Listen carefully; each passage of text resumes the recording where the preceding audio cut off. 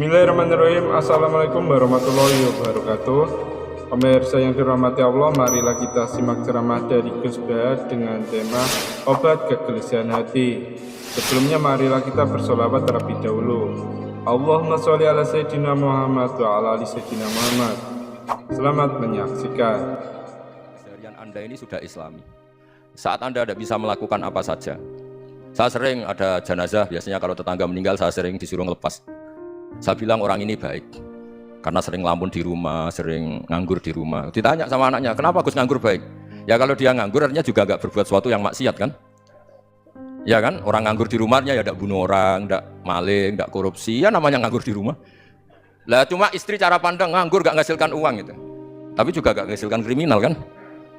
Jadi sebenarnya Islam itu makanya kalau sampai ngaji usul fikih itu ada kitab usul fikih, namanya Lubul Usul, itu terkenal sekali di pesantren itu. Itu kalau ngapresiasi keseharian itu luar biasa. Izma min mubahin illa wa yatahaqqaqu bihi tarku haramimma. Karena keseharian yang mubah saat Anda lakukan itu ada kehebatan yang luar biasa, yaitu meninggalkan haram. Makanya dulu banyak orang-orang alim ketemu temannya itu guyon sampai semalaman. Itu biasanya yang semangat Islam itu kiai kok udah tahajud, kiai kok udah witir. Orang yang sedang mapan uangnya banyak, malam itu udah kelayaban itu sudah luar biasa. Melawan nafsu supaya tidak maksiat itu sudah luar biasa. Supaya lupa guyon sama temannya semalaman sampai subuh. Gejolok-gejolokan ngenang zaman miskin, zaman kuliah nggak jelas, zaman apa. Melihatnya jangan tarku tahajud, seperti ini meninggalkan tahajud, tapi meninggalnya ini talkul muharramat. Jadi kayak apa hebatnya? Sehingga Imam Ghazali punya riwayat yang agak unik. Hatta takuna ibadatu akhiri hadil ummah iku an-naum. Sehingga suatu saat ibadah terbaik umat ini itu tidur. Itu kan riwayat kontroversi. Ketika Imam Ghazali tanya, kenapa iya? Kenapa kamu mulai keluar dari rumah itu sudah banyak maksiat, melihat perempuan yang nggak mahram, melihat fenomena. Tapi kalau kamu tidur itu nggak melihat apa-apa. Tapi juga kamu jangan nganggap tidur itu ibadah betul. Saatnya melakukan fardu ain malah masih tidur. Tapi itu sudut pandang yang menjadikan kita Islam itu gampang. Jadi saat Anda tidak bisa aktivitas apa-apa, misalnya ada beberapa orang yang lumpuh. Lumpuh itu memang nggak bisa Jumatan, nggak bisa ibadah, tapi dia juga nggak bisa maksiat. Tidur itu memang Anda saat itu tidak bisa tahajud, tidak bisa witir, tapi saat itu ada zina, tidak maling, tidak gosipkan orang, tidak bully orang, tidak menanamkan kebencian, tidak hasud. Sehingga tidur menurut Allah Ta'ala wa min ayatihi manamukum billaili apa? Wan-nahar. Karena di tidur itu selain ada unsur istirahat, jaga kestamina, juga ada unsur meninggalkan beberapa keburukan. Nah saya mohon ibadah yang keseharian ini kita jaga. Supaya kita semua baca ayat itu fasih itu tertanam di hati. Allah itu siapa? Alladzi at'amahum min ju'i wa amanahum min khauf. Dan Allah kalau cerita di Quran itu anna sababnal ma'a sabba tsumma syaqqaqnal ardha wa syaqqa fa ambatna fiha habba wa inaba wa qadba wa zaituna wa nakhla wa hada'iqa hulba. Kamu tahu saya ini siapa kata Allah? Saya ini adalah Tuhan yang menurunkan air, kemudian ada tanaman banyak. Habba wa inaba wa qadba, ada zaitun, ada tin, kalau orang Jawa mungkin ada tela, ada padi, ada mangga, ada pisang. Sudah. Wa inaba wa zaituna wa nakhla wa hada'iqa hulba. Ada perkebunan yang lebat. Tujuannya apa? Mata Allahkum, silahkan kamu pakai, kamu nikmati. Tapi karena kadang kita ini punya ide-ide besar. Tadi untuk syukur saja nunggu punya istri riman, rumah baik, tetangga baik, komunitas baik, semuanya baik baru syukur. Lama-lama nanti ada di surga, syukurnya nunggu surga paling kelas A. Itu sudah ada yang menghuni Rasulullah, kamu nggak boleh di situ. Masa untuk syukur saja? Repotnya Masya Allah. Jadi mohonlah Quran yang kalau Anda hafalkan juz amma itu kan ada ayat-ayat yang kayak tadi. Ya, fal yang duril insanu ila to'ami. Coba lihat apa yang kamu makan itu, dari mana? Dan untuk mempertahankan hidup kamu keseharian. Jadi jangan kira ibadah itu harus membentuk komunitas yang versi Anda. Ibadah itu harus yang hal yang mulu-mulu. Kesehariannya Anda alami. Loh ini saya tidak bikin-bikin. Saya ngaji bukan karena berdasar pesanan. Itu ayat yang saya baca kan betul ada ayatnya kan. Fal yang duril insanu ila to'ami. Anna sobabnal ma'a sobba thumma syaqqaqnal ardo syaqqa fa ambasna fiha habba wa inaba wa qadba wa zaituna wa nakhla wa hada'iqa khulba. Terusannya apa? Mata'al lakum, silakan kamu nikmati. Mata itu silakan kamu nikmati. Ya kayak sampean dikasih hidangan ya makan. Ya sudah makan, habis makan ya minum, habis itu ngantuk ya tidur. Ya sudah normal-normal saja. Kayak apa indahnya Islam? Tapi Anda mencari Islam yang gimana lagi? Nah itu yang diajarkan guru-guru kita, diajarkan sanad kita sampai Wali Songo, sampai Rasulullah SAW. Sebetulnya dalam banyak hal-hal yang keseharian itu lebih prinsip ketimbang ide kita tentang hal-hal besar. Saya beri contoh, Allah itu Tuhan yang maha kuasa, yang menguasai alam raya ini. Kadang-kadang menjelaskan dirinya itu hanya alladzi at'amahum min ju'. Saya ini Tuhan yang memberi makan kamu saat Anda lapar, saat kalian lapar. Jadi untuk beriman kepada Tuhan yang Maha Esa, kepada Allah, kamu yakin yang memberi makan kamu itu Tuhan. Apapun kecewanya Anda terhadap tetangga, terhadap negara, terhadap mertua, terhadap istri, itu kecewa Anda tidak akan mati. Tapi kalau tidak makan itu mati. Sehingga Allah mensifati dirinya kadang pakai keseharian. Allazi at'amahu min ju'. Tuhan itu siapa? Yang memberi makan kamu ketika lapar.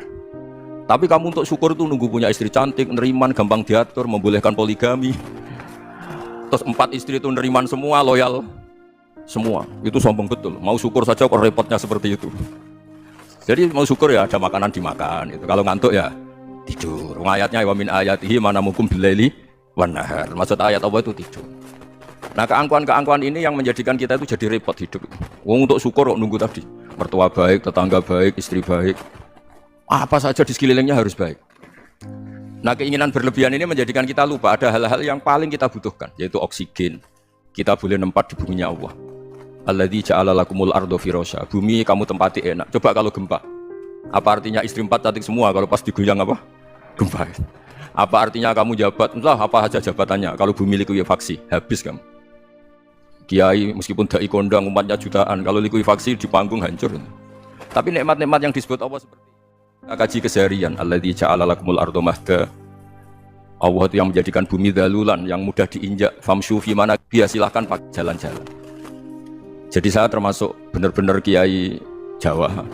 Kalau kerennya kiai Nusantara atau kiai Indonesia lah. Diajari bapak saya Kiai Haji Nur Salim, diajari Mbah Maimun. Itu Islam itu keseharian.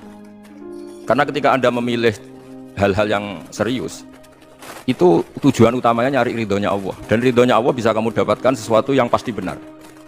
Misalnya dalam sebuah hadis Sahih Muslim disebutkan, Innallaha la yarda 'anil 'abdi idza akala al-aqla fayahmadahu 'alaiha aw yashraba syarba fayahmadahu 'alaiha. Itu redaksinya inna itu sesungguhnya. La yarda juga pakai lam taukid, juga maknanya sesungguhnya. Sungguh-sungguh Allah sangat ridho ketika seorang hamba itu makan ketika sesuap nasi dia muji Allah, ketika minum seteguk nasi dia muji Allah. Itu kalau orang diridhoni Allah itu wali betul. Itu untuk jadi wali itu gampang. Kamu makan ridho, kamu nginjak buminya Allah ridho, seneng, kamu hidup keseharian aman, seneng. Nah ini supaya sampean kita semua ngaji betapa panduan Rasulullah untuk menggapai ridho Allah itu banyak yang keseharian sekali. Saking kesehariannya banyak dalam hadis dan itu sahih. Nabi menyebut hal-hal yang keseharian. Hatta matas alu fi fimroatika, kamu punya uang kemudian istri kamu bisa makan, itu ibadah. Bahkan sebagian ibadah itu dicontohkan Nabi yang akhirnya diprotes sahabat. Yaitu wa fi buti ahadikum sedekah, kamu menggauli istri kamu itu ya sedekah. Sampai sahabat bilang yang benar ya Rasulullah. Ayati ahaduna syahwatahu wa huwa lahu ajrun. Masa urusan biologis, urusan syahwat kemudian dia dapat pahala. Nabi menjawab, alai salawatu aha fi haramin akana alaihi wisrun. Bagaimana kalau dia meletakkan ke yang tidak benar, itu kan dosa. Nah, hal-hal seperti ini yang saya ingin teman-teman semua lah, semua. Saya juga agak ingin ngaji demi Anda, juga agak ingin. Itu dosa sekali ngaji kok pesanan kelompok tertentu itu gak boleh. Islam itu untuk semua, jadi ya cuma karena di depan saya jenengan ya seakan-akan jenengan korbannya. Itu ada ilmunya dalam usul fikih itu. Jadi orang itu harus ngaji usul fikih. Nama yang disebut, mungkin Mas Sufyan masih ingat zaman ngaji usul fikih. Nama yang disebut itu tidak jaminan sebagai prioritas perintah. Jadi misalnya gini, kebetulan yang di depan Nabi itu Abu Dzar. Nabi ya bilang, ya Abu Dzarin ini uhibbuka misalnya, atau ya Mu'ad ini uhibbuka, atau ya Abu Hurairah ini uhibbuka misalnya. Banyaklah riwayat yang Nabi nyebut ya Abu Dzarin, ya Mu'ad, ya Abu Hurairah. Kemudian misalnya Nabi meneruskan khitab, ini uhibbuka, saya mencintai kamu, fakul dubur sholatin, atau sebagian riwayat disebut fala tada'an dubura kulli sholatin, Allahumma inni ala dzikrika wa syukrika wa husni ibadatik. Saya mencintai kamu, siapa saja, Mu'ad bisa, Abu Dzar bisa, siapa? Saya mencintai kamu, mohon kalau habis sholat kamu jangan lupa wiridan Allahumma a'inni ala dzikrika wa syukrika wa husni ibadatik. Ya Allah, tolong kami permudah supaya mudah ingat engkau. Anda tidak bisa mentang-mentang, wong nama saya Parmin, nama saya Purnomo, itu yang diperintahkan Mu'ad. Jadi yang disebut satu, tapi khitab itu untuk siapa saja. Saya teruskan ya. Jadi saya mohon semua kita melakukan kebaikan itu, kalau dalam kaidah fikih disebut al-yakin la yuzalu bisyak. Banyak kebaikan yang kebenarannya itu 100%. Tidak punya efek samping ke pihak lain, ke kelompok lain, ke komunitas lain. Itu tadi misalnya Anda makan, Dan itu murah sekali, hanya butuh 1 piring. Setiap punyaan kamu muji Allah, setiap minum kamu muji Allah. Itu redaksinya Rasulullah SAW disebut Allah sangat ridho ketika seorang hamba makan, kemudian dia memuji Allah, atau minum kemudian dia muji Allah. Logikanya gampang. Negara seperti ini yang kamu harapkan bentuknya kayak apa, mertua, ipar, komunitas, tetangga, itu nyata terjadi itu kan belum pasti. Sementara yang mesti terjadi adalah kamu butuh makan, kalau tidak mati. Butuh minum, kalau tidak mati. Butuh bumi yang nyaman ditempati, kalau tidak kita juga mati. Sebab itu Allah kalau menyebut nikmatnya itu hal-hal yang keseharian. Alladzi at'amahum min ju'. Allah itu siapa? Allah itu yang menciptakan kamu bisa makan. Tidak berlebihan. Allah itu yang menciptakan kondisi sosial itu ideal. Zaman Nabi itu ya ada orang munafik. Orang-orang pilihan Allah itu juga diuji orang sekelilingnya yang macam-macam. Semua diuji sesuai konteks zaman dan waktu. Nah, tapi ada ibadah-ibadah yang selalu disarankan Nabi. Sampai Nabi itu pernah ditanya, Ayul Islam ya khairun ya Rasulullah, Islam terbaik itu gimana? Jawaban Nabi itu unik, it'amu to'am. Islam terbaik itu ya makan-makan, ya santai-santai. Ketika Allah menyebut beberapa kebaikan, falak tahamal aqobah, wa ma adrokan apa? Mal aqobah. Terusannya apa? Fakku rokobah. Terusannya apa? Au it'amun fi yaumin di masgubah. Ya itu acara makan-makan itu juga Islam. Kenapa? Ya bayangkan kalau tidak ada makanan, kita mati kan? Kondisi sosial tidak ideal itu Anda masih gak apa-apa, tapi kalau Anda tidak makan, Anda tidak minum, kamu punya istri cerewet masih bisa hidup, punya mertua cerewet masih bisa hidup, tapi kalau tidak makan bisa mati. Berarti penting mana istri sama makan? Penting mana? Makan. Semoga istri Anda dengar, nanti kamu disuruh makan tapi pulang deh. Itu kalau dibahasakan makan masih memahami, penting mana nasi 1 piring dengan istri. Nggak ada nasi mati, nggak ada istri belum mati, penting mana? Gak berani jauh kan? Nah, ternyata Anda ada garang kan di depan istri. Jadi saya mohonlah, mungkin Mas Sufyan Sauri tadi yang bisa bantulah teman-teman tuh ngaji yang keseharian saja. Karena kita nyari ridho Allah itu berdasar firman Allah, dan firman Allah itu menyebut keseharian tuh riang gampang. Itu tadi misalnya wa min ayatihi manamukum billaili wan nahar. Termasuk ayat-ayat Allah itu kamu tidur. Maka dulu itu ada guyonan, ada tokoh Mu'tazilah, kelompok dalam Islam yang berpikir manusia itu bisa menentukan ikhtiarnya sendiri. Karena saya bisa duduk, ingin duduk, ingin berdiri, berdiri. Karena kelompok ini nggak terima kalau semua kehendak Allah, nanti bagaimana kalau semua kehendak Allah kok ada hisab ya, ada sanksi. Lucunya itu, dia akhirnya, ini cerita ya, mencintai seorang perempuan, cantik sekali. Dan itu dia menjadi ahli sunnah itu oleh hal-hal yang sepele. Karena istrinya cantik, ya namanya suami istri hubungan intim. Terus ditanya, Mas, masih ingin lagi? Masih. Silahkan diulang lagi. Wah ya tidak bisa. Katanya manusia bisa menentukan yang diinginkan. Itu tobat itu. Itu nggak bisa ditobatkan Mas Sufyan Ats-Tsauri. Orang cantik yang mudah nobatkan orang itu orang cantik. Segampang itu. Akhirnya kita tahu. Makanya kalau dalam kitab Hikam itu disebut al-akil mayakul madza yaf'alu wa hubi wal ghafil mayakul madza af'al. Orang yang punya akal karena sadar ini wilayah Allah, semua milik Tuhan. Itu dia tiap hari berpikir, besok Allah akan melakukan apa terhadap dunia ini. Kamu merencanakan sesuatu mau plesir ternyata gempa, mau wisata ke Rusia ternyata perang. Kamu tidak pernah tahu apa yang akan terjadi besok. Wa ma tadri nafsum madza taksibu ghadan. Tapi anda semua kita ini sering punya jadwal permanen. Makanya saya kalau diundang siapa saja, sana takdir. Yang jelas Gus ini acara penting. Ya masih acara penting nak pangeran ngersakno piye? Kok ape dadi pangeran? Kamu kok mau jadi Tuhan? Itu kadang ya kiai. Penting Gus acara ini jenengan harus memastikan bisa. Loh kamu itu yang ngajarin tauhid, sesuatu itu biadillah kok bilang-bilang apa pas? Pasti. Kalau maksa terus tak tobatkan loh kamu kata saya. Ya kalau gitu Gus bilang insya Allah. Wah itu hati saya, fisik saya, roh saya sudah bilang insya Allah. Tidak usah kamu latih kata saya. Nah hal-hal tauhid keseharian itu gampang sebetulnya. Wal ghafil yaqulu madza af'al. Tapi orang yang lupa Allah dia setiap hari bilang besok apa sih? Kita bisa melakukan apa? Seakan-akan dia itu aktor, dia penting, dia subjek permanen dia. Padahal kita ini hanya objek kehendak Allah Subhanahu wa taala. Karena kita yakin sesuatu yang terjadi di alam raya ini kita tidak bisa apa-apa. Makanya saya sering ngaji, sering bilang saya, ketika Anda mensifati Allah, Dia yang menghidupkan. Sudah itu tanamkan, sehingga ketika kita mati, santai saja. Kenapa santai? Allah punya cara menghidupkan kita. Zaman kita hidup juga gak tahu caranya ngelola jantung, ngelola paru-paru. Kamu juga gak tahu ngelola oksigen yang tidak beracun, tidak mengandung polusi. Tahu-tahu hidup. Gak ingin tua ya tahu-tahu tua, gak ingin mati tahu-tahu mati. Selama ini kita hidup juga gak tahu apa sebetulnya. Hanya gaya tok, punya jadwal, punya planning. Kalau kamu bisa menentukan pilihan Anda, pasti Anda istrinya cantik, 4 neriman semua, kona'ah semua. Nyatanya enggak kan? Ada 1 jelek, cerewet. Oh itu kan, nyatanya enggak bisa apa-apa Anda kan? dan kamu bawa mati lagi. Nah, itu kan istri Anda juga gitu, punya keinginan punya suami yang ganteng, yang jabat, yang riman, yang enggak poligami. Ya enggak kesampaian juga. Kalau kita ngitung tingkat kegagalan kita itu gagal terus. Ya kan? Nah, terus ingat Allah, madza yaf'alu wa bi. Orang yang punya akal selalu berpikir Allah itu menghendaki apa terhadap saya. Dengan sama-sama orang itu. Melihat orang yang serius, itu kata Anda itu pemikir berat, serius. Senang punya tokoh yang merengut karena kamu anggap serius. Tapi sebagian orang anggap orang yang serius itu wong merengut, wong masam, wong muka kok ditekuk. Jadi sama itu hati ya muqallibal qulub tsabit qalbi ala dini, karena kita enggak tahu cara berpikir kita tentang orang lain, tentang sekeliling kita. Misalnya kita orang baik yang jenis ngurmat fakir miskin. Ada orang bangun masjid mewah itu janggal. Apa artinya masjid mewah kalau banyak orang kelaparan? Tapi kalau yang jenis pendidikan apa artinya masjid mewah kalau tidak bisa ngaji? Nanti yang jenis infrastruktur apa artinya ini kalau semuanya punya sudut pandang yang berbeda-beda. Dan Islam mengapresiasi semua kebaikan.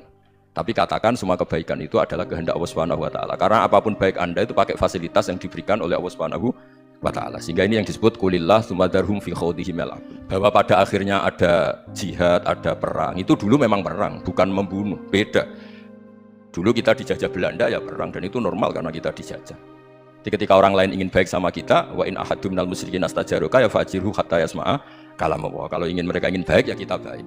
Makanya ada istilah musta'man, mu'ahad. Kalau mereka ingin damai, berdampingan dengan kemajmukan ya itu yang lebih baik. Karena memang Islam menghormati proses perdamaian. Wa in janahu nawal lisalmi ya fajnah lah. Kalau ingin damai ya kita harus damai. Jadi andai kan dulu Belanda datang ke Indonesia kok minta besanan itu. Ya mungkin kita juga senang karena memperbaiki hidung kan kalau kita besanan gitu. Nah tapi wong jajah dulu itu kan masalah kan? Apa? Masalah kan? Jadi saya mohon jadi apa ya, saya tadi minta sama Bapak Kadensus kemarin juga pernah main ke saya, jangan sering ketemu saya ini sudah uzlah, saya ini sudah mau daftar jadi resi. Saya itu kemarin di muktamar juga agak datang, acara di Jogja juga sudah, karena memang keluarga saya dulu itu bahasa ya, bapaknya bapak saya itu gak keluar rumah itu puluhan tahun, memang punya adat uzlah. Ya makanya ngaji saya ngaji aja yang gampang-gampang aja, yang gak orderan, yang gak pesenan, ngaji aja yang gampang. Saya ikhlas, yakin betul saya ikhlas. Ikhlas itu menurut saya itu roh. Orang gak ikhlas menurut saya itu orang aneh. Ikhlas itu gampang, sudah saya bilang. Kalau kamu yakin ilmu itu milik Allah, ngasihkan juga ikhlas itu milik Allah. Apa sih yang kamu punyai sehingga kamu udah ikhlas? Uang milik Allah, energi kita milik Allah, bumi milik Allah. Kemudian kamu merasa memiliki. Merasa memiliki itu kalau dalam ilmu tasawuf sudah kesalahan kan. Bagaimana Anda punya? Coba tahu-tahu tanah itu kok milik Anda? Karena saya beli, saya beli dari orang, dari Zaid. Padahal yang asli punya itu Allah. Apa benar kamu pernah beli sama Allah? Zaid ini pemilik nisbi, pemilik yang enggak sebenarnya kan? Ya enggak? Yang benar-benar pemilik itu Allah. Kok kamu ngerasa itu bumi kamu itu atas nama apa? Coba. Milik kan harus beli atau dikasih. Tidak semua kan? Nah, makanya terus famshu fi manaqibiha, dan Allah menyebutnya, sudah saya ini yang menciptakan bumi. Wallazi ja'ala lakumul arda dalulan. Dan Allah menyebutnya sederhana, famshu fi manaqibiha, silakan jalan-jalan. Terus hanya apa? Wa kulu min rizqi, silakan makan-makan. Jadi Islam itu yes. Ya, makanya kiai-kiai itu ada acara makan, sampai ada guyonan fi kulli makanin makan di setiap tempat ya makan. Nggih ngoten guys, pokoknya sing gampang-gampang mawon nggih. Nggih Mas Sufyan nggih sing gampang-gampang mawon nggih. Assalamualaikum warahmatullahi wabarakatuh. Nama saya Wildan dari Malang. Alhamdulillah hari ini bisa bertemu dengan Gus Baha yang memang dari saya waktu di dalam udah ngikuti YouTube-nya pada masa itu. Dan di sini Gus mungkin terdiri dari banyak saudara-saudara kita yang dari berbagai tempat, berbagai karakter dan berbagai sifat. Nah, yang saya ingin tanyakan, bagaimana kita memupuk konsep persaudaraan tanpa memandang kepentingan duniawi. Karena kebanyakan dari kita bersaudara karena kepentingan, bukan bersaudara karena ya kita adalah saudara. Terus kemudian yang kedua yang ingin saya tanyakan itu, kita hari ini adalah mengalami degradasi moral yang luar biasa. Akhlak, sopan santun nyaris sedikit demi sedikit hilang. Nah, bagaimana cara kita untuk memupuk agar generasi kita selanjutnya tetap berakhlak, beretika terhadap yang lebih tua, ataupun kepada sesamanya, ataupun kepada yang lebih kecil. Mungkin sekian dari saya. Assalamualaikum warahmatullahi wabarakatuh.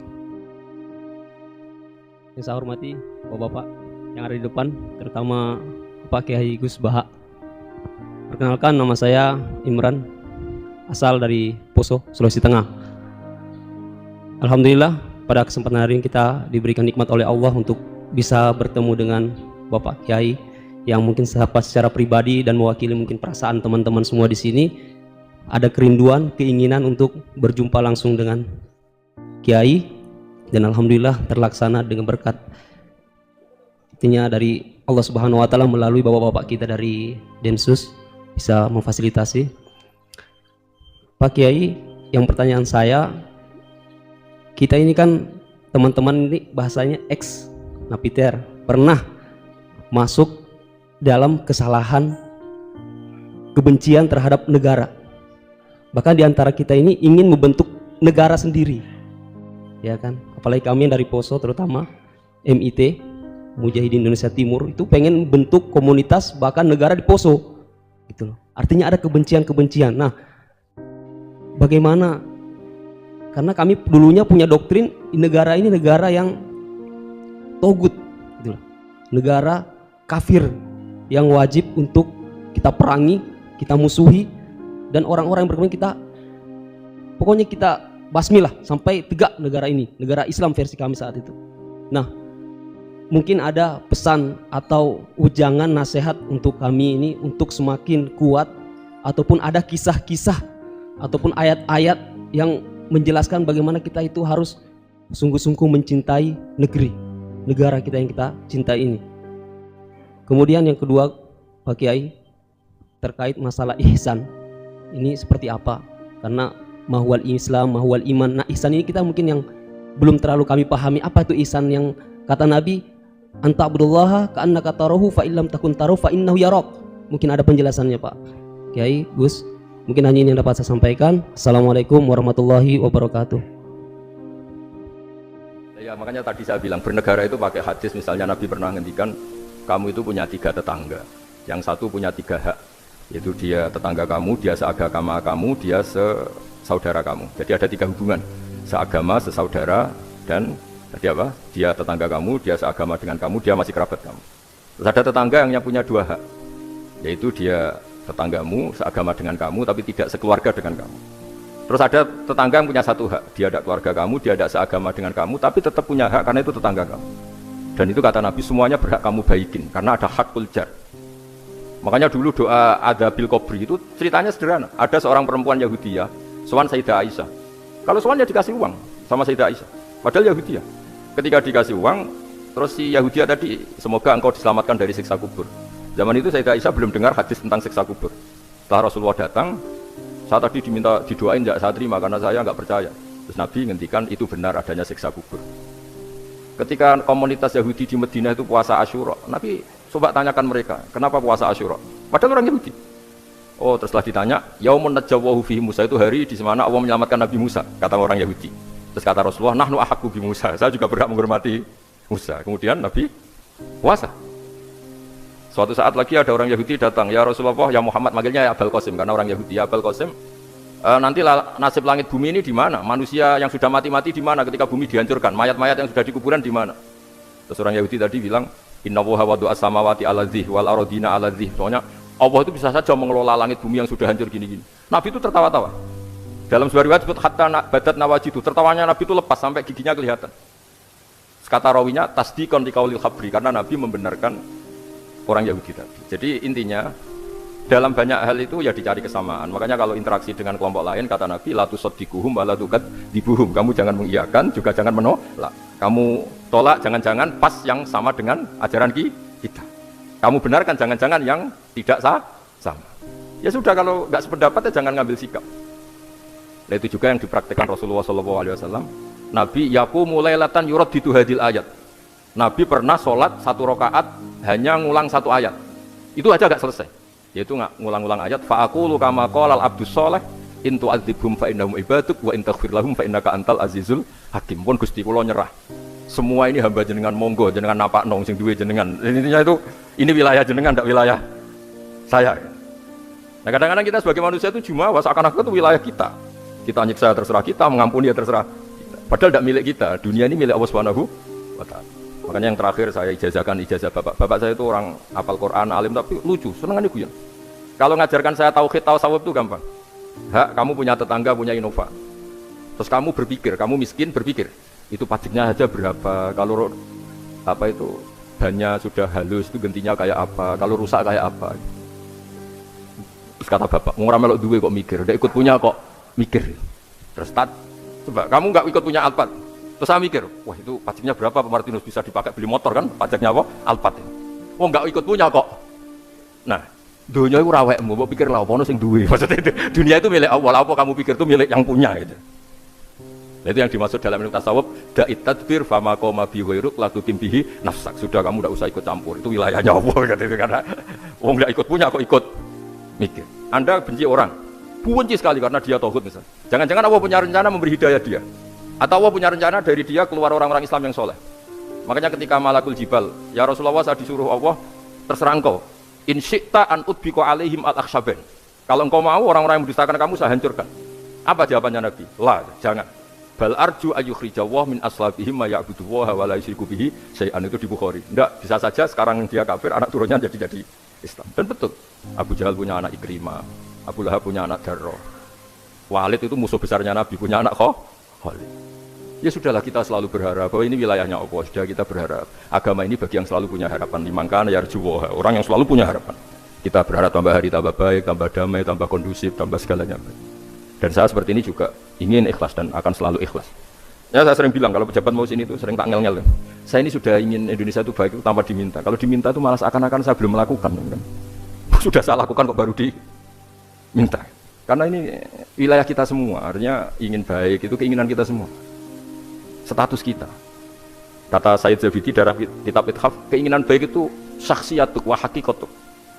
Itu kamu sekali. Manusia itu kan kata Allah Ta'ala, saya pertama menciptakan manusia itu hunafa, orang yang berkeinginan baik. Baru digoda setan terus macam-macam. Jadi keinginan baik itu hakikatuk wa syakhsiyatuk. Itu kamu sekali. Ingin baik itu kamu sekali.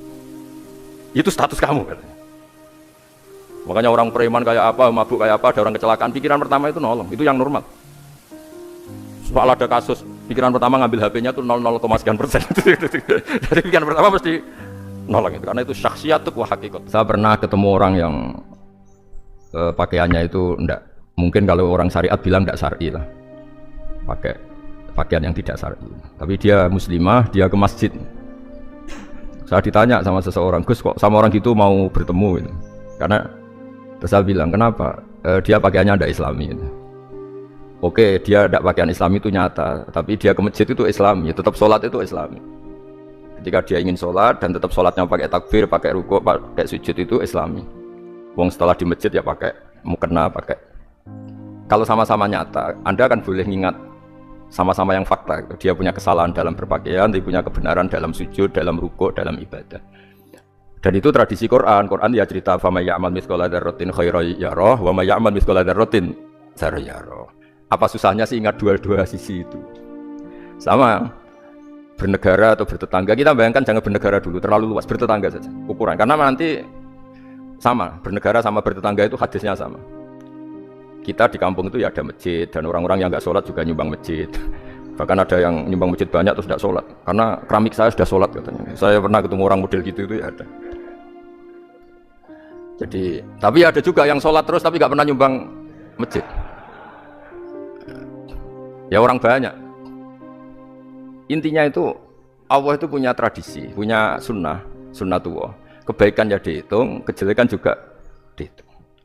Dulu ketika Rasulullah SAW hidup bersama komunitas yang majmu', itu sebetulnya permintaannya Nabi, jangan halangi kami saat mau beribadah.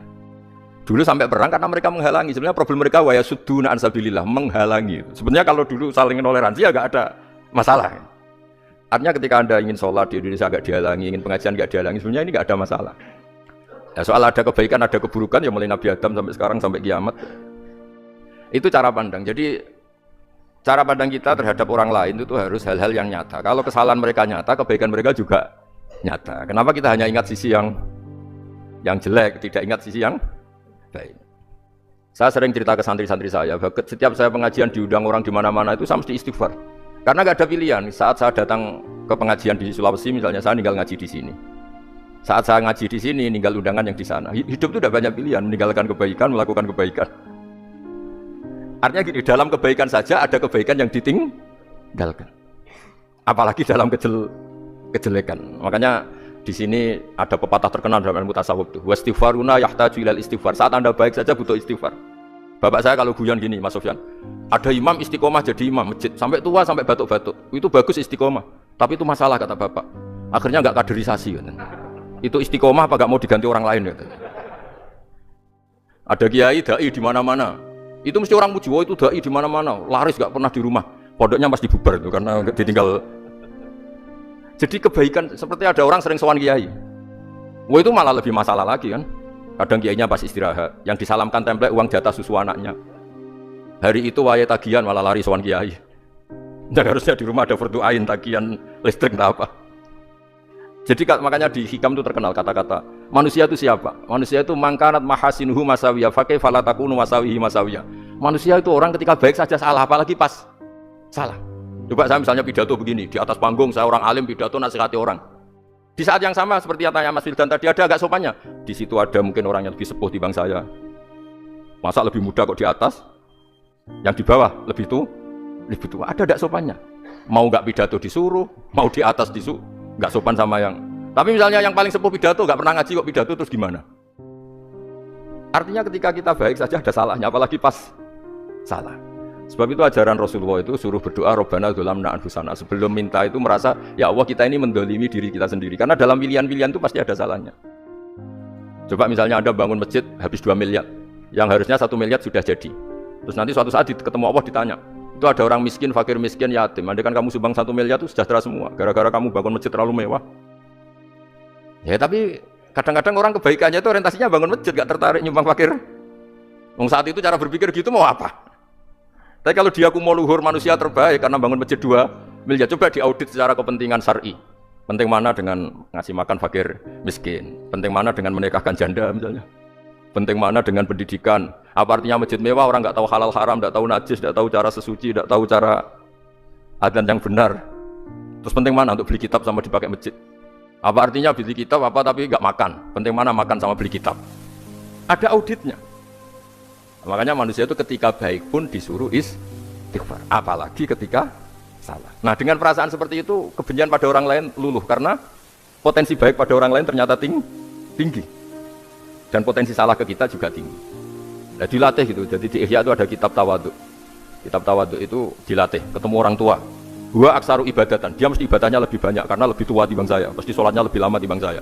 Ketika Anda sudah tua melihat anak-anak, gua aqallu minni maksiatan, mesti maksiatnya tidak banyak karena masih kecil. Terus ketika melihat orang fasik maksiat, la'alla wa yatubu alaih fa inna wa tawwabur rahim, mungkin Allah memberi tobat, bisa saja. Umar itu ingin bunuh Nabi, tapi Allah memberi tobat. Yang sowan kiai saja tidak mesti dapat tobat. Umar ingin bunuh Nabi, tapi Allah memberi tobat. Akhirnya ya tobat jadi Islam yang baik. Dalam sejarah Wali Songo, Kalijogo sowan Sunan Bonang itu ingin garong, tapi malah jadi muridnya jadi wali. Kalau Allah sudah menghendaki tidak ada ya. Perang Uhud orang Islam kalah itu karena panglimanya siapa? Khalid bin Walid. Tapi dia malah yang dapat hidayah. Nah, sama orang yang sekarang Anda benci bisa saja Allah merencanakan ada apa? Hidayah di situ. Dan kita yang merasa benar jangan saja ada rencana Allah bikin kita suul khotimah. Naudzubillah min dzalik, kan tidak pernah tahu. Nah, dari tidak pernah tahu itu orang diusahakan tawadhu. Wa ma adri ma yuf'alu bi wala bikum, kita tidak pernah tahu. Makanya meskipun saya ini kiai terus kata orang banyak itu ketop. Kalau istighfar jangan nangis betul ya. Cuma kan nggak perlu di depan umum. Nanti ada penampilan kan ribet kan nanti. Sudah nangis nggak ikhlas, nggak mutu.